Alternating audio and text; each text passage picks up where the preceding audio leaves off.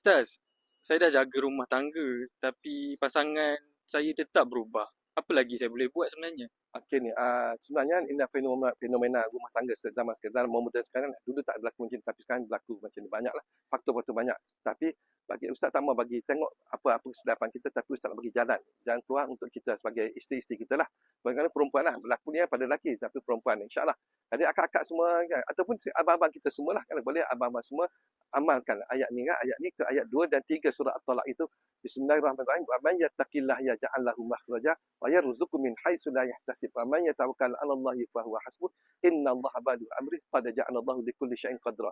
Anda amal ayat ni insya-Allah pada 7 kali setiap lepas sembahyang, insya-Allah Allah Taala akan ubahkan kan pasangan anda hidup, pasangan anda. Dan juga kalau nak ditambahkan lagi, anda baca ya latif. Anda baca ya latif banyak-banyak masa anda masak tu, akak-akak semua masak kan, baca ya latif banyak-banyak. Niat ya Tuhanku, kau lembutkan pasangan aku, kau lembutkan hati biar rasa kasih sayang cinta rindu pada aku. Insya-Allah kalau boleh tuan semua, kalau anda nak banyak ke dapat perkongsian daripada ustaz, okey, anda pergi ke bio, insya-Allah banyak perkongsian daripada ustaz anda akan dapat insya-Allah. Assalamualaikum warahmatullahi wabarakatuh.